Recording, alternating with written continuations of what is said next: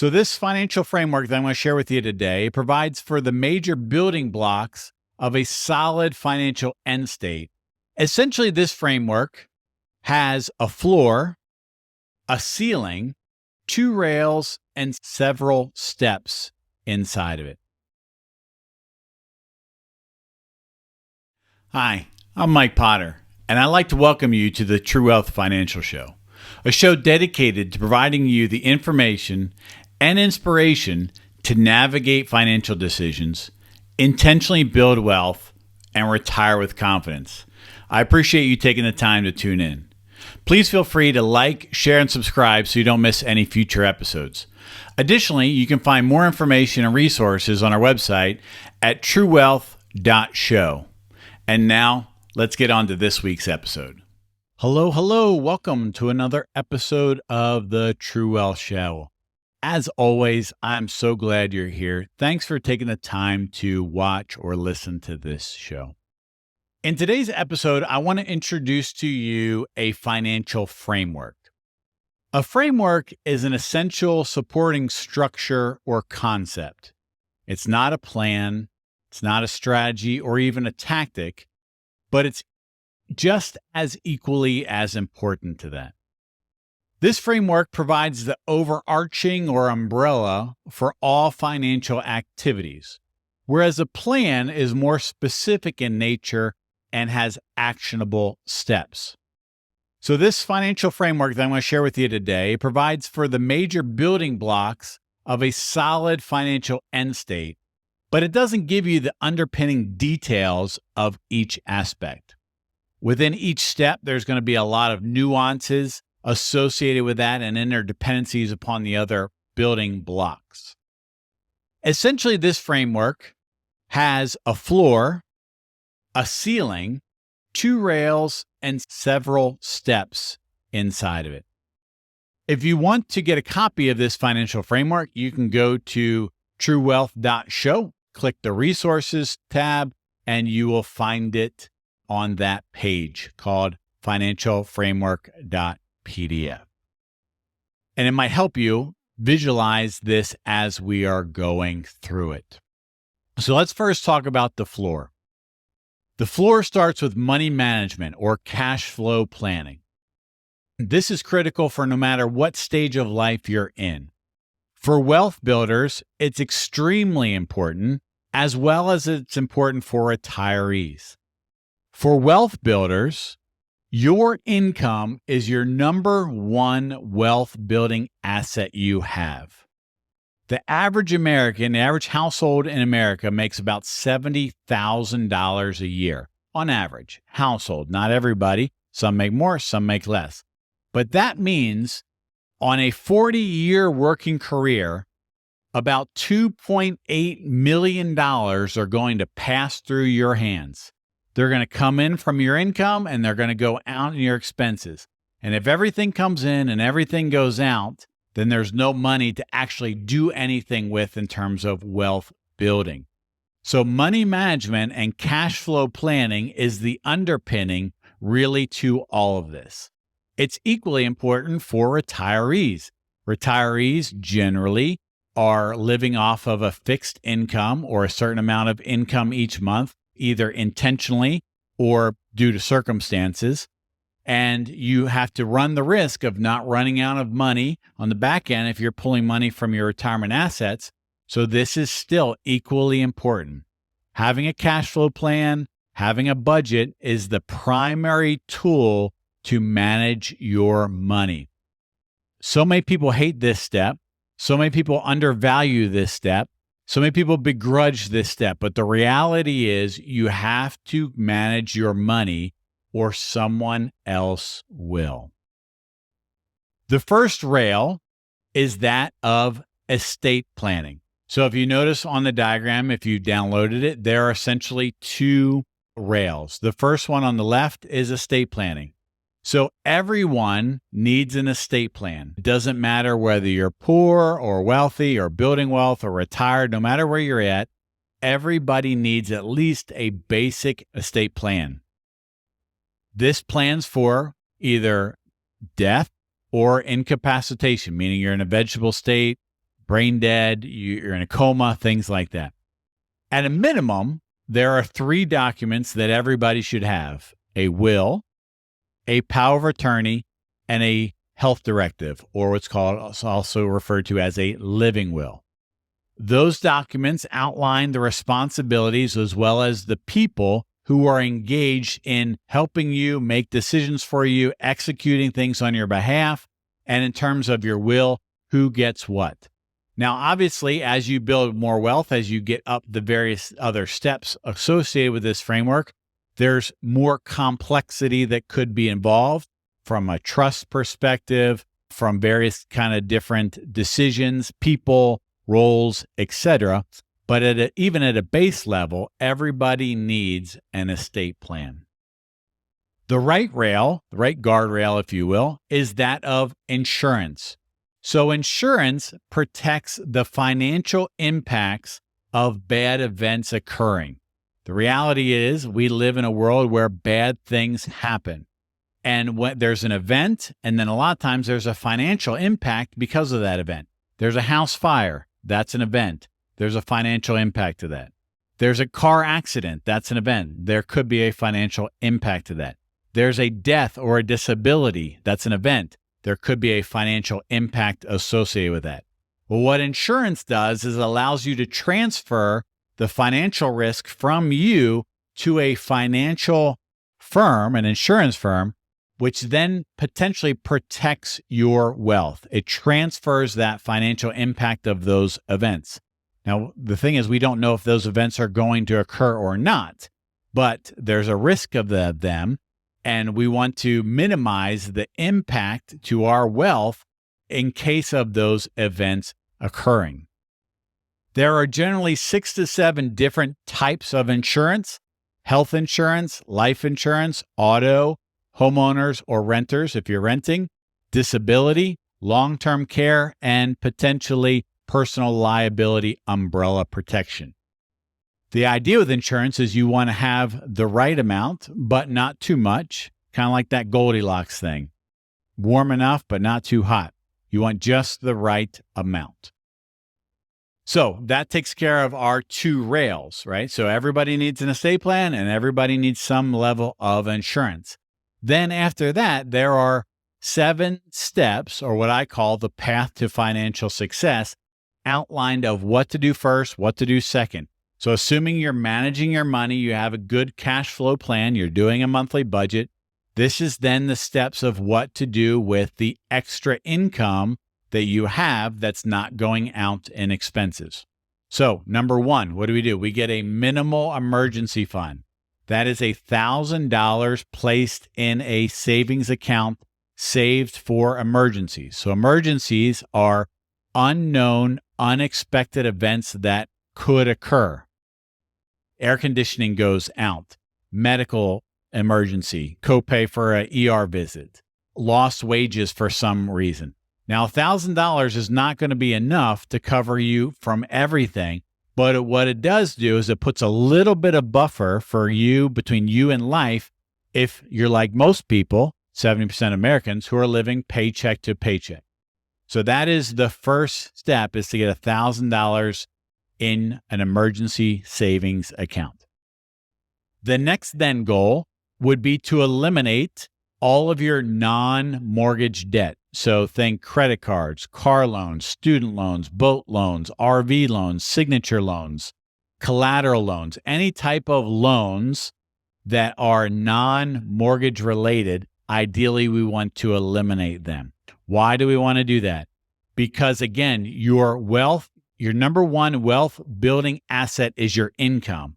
And if all your income comes in and it goes out in past liability debt payments, there's very little money to invest. In a couple stages, I'm going to tell you to put 15% of your income into retirement. And what a lot of people say is, Mike, I don't have 15% to put into that. Well, that's because it's all going out in debt payments. You'd be surprised if you add up all your debt payments and compare that to your income, more than likely, for most of you, it's going to be more than 15% of your income. So what we want to do is we want to focus on eliminating those non-mortgage debts to then free up your income so that we can then build your wealth thereafter. Okay. Step 3 on the path to financial success is to have a fully funded emergency fund. So what we're going to do is we're going to go back to that $1,000 savings account, and we're going to build it up with the money we've just freed up generally from having no more debts to an account balance of 3 to 6 months of household expenses. So if you're doing a monthly budget based upon that money management cash flow planning, you'll have a good idea of what your monthly expenses are, especially now that we don't have any debt. Times that by 3 or 6, and we have a range of amount of money. So people say, well, should it be 3 or should it be 6? Well, it can be anywhere in between. If you like 3 months, that's fine. Generally, if you're in a family where you have 2 incomes, stable jobs, not self-employed, W-2 employees, 3 months is sufficient. If you're a little more risk averse and you want more, nothing wrong with that. You can build it up to 6. If you're in a single income household, self-employed, you might want to cheat more towards the 6-month mark, but it's really your discretionary. Key thing is you want it liquid, you want it available. Ideally, you want either check writing or debit privileges associated with that account, because again, this is for emergencies. Need a new roof, need a new car, disabled, out of work for months on end. That's what this emergency fund is for. Then step 4 is retirement planning. So step 4 is retirement planning. This is where you're ideally putting 15% of your gross income into retirement plans. It doesn't count the company match. It doesn't really count even the pensions that you might have, that your employer has on your behalf. It's the idea of you putting 15% of your money into retirement for your future needs. Retirement is the state where you are getting income from your retirement nest egg. Well, when you're wealth building, you have to build up that nest egg so it's there to provide you an income in the future. No money going in, no nest egg, no money coming out. It's a relatively simple concept, yet hard to execute. So to help you execute it, ideally, if you put 15% of your income, every paycheck, every month, every year, away in retirement, forget about it. It'll be there for you when you are ready. The next step in the path to financial success, if applicable, is that of college planning. So college planning for yourself, for your spouse, advanced degrees, or children. Obviously, that is a very broad thing. You might not have children. If that's the case, you just skip it and go on to the next step. Here, if you're saving for children, you can use 529s, Coverdell educational savings accounts, prepaid tuition are options to you. There's various different tax advantage education savings plans out there where you want to begin contributing to it. The college obviously varies depending on whether you're going in-state or out-of-state, whether you're going private or public. So the amount that you need, there's no broad-based threshold of what to contribute to it. It's very individualized. Number of kids, the willing amount you're going to contribute, expected scholarships. It's very nuanced in nature.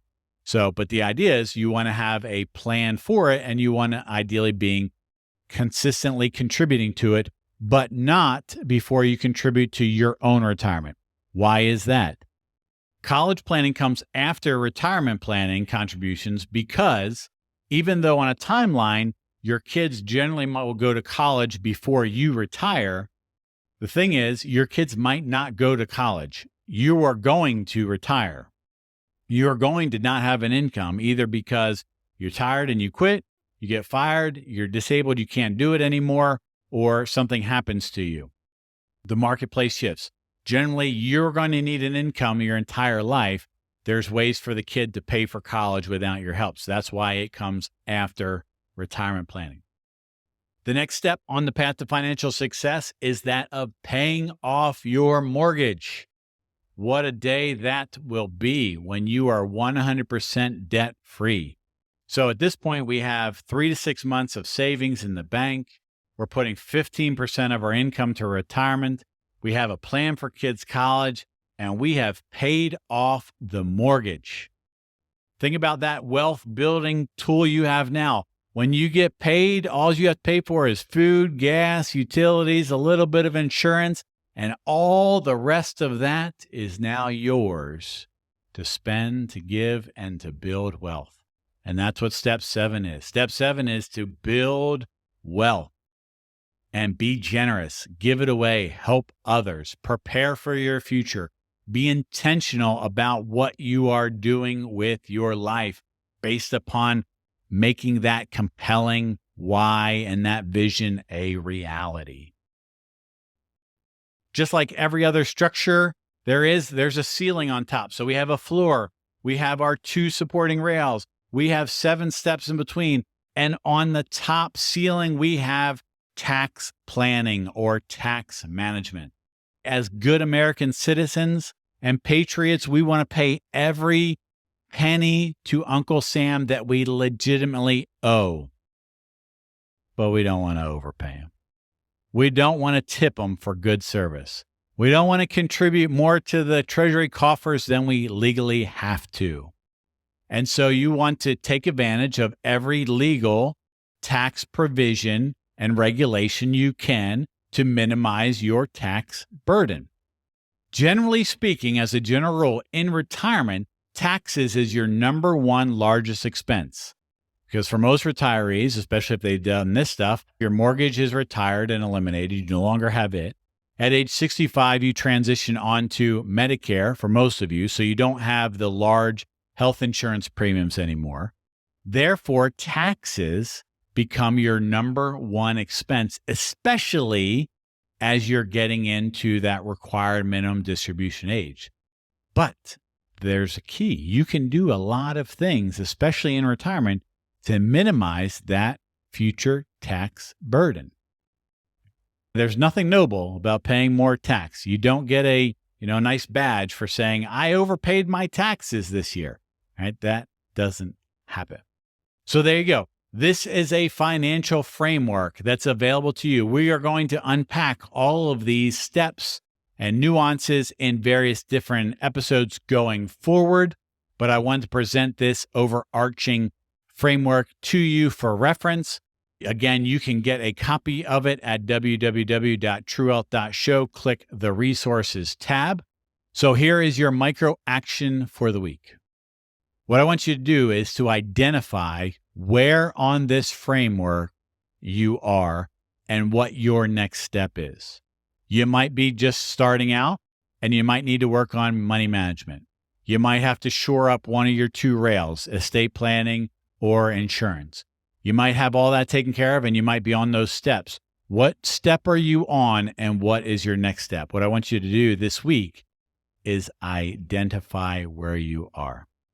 Thanks again, as always, for listening. If you have any questions, comments, please feel free to reach out. You can put them down below or send me an email at mike@thetruewealth.show. I'll be glad to respond to the best of my ability. Thanks, as always, for listening or watching. I hope this helps you on your financial journey. And until next time, I hope you have a great day. Thanks again for taking the time to watch or listen this week's episode of the True Wealth Financial Show. I encourage you to like, share, subscribe so you don't miss any future episodes. Additionally, you can go to www.truewealth.show for more information and resources. One final note as we wrap up today's show. I hope the information that you were provided was helpful and valuable, but I want to remind you that it's really for educational purposes only. Prior to making any decisions or taking any actions, I would strongly encourage you to talk to your legal, tax, estate, or financial advisor who's familiar with the circumstances of your situation. Until next time, I hope you have a great day.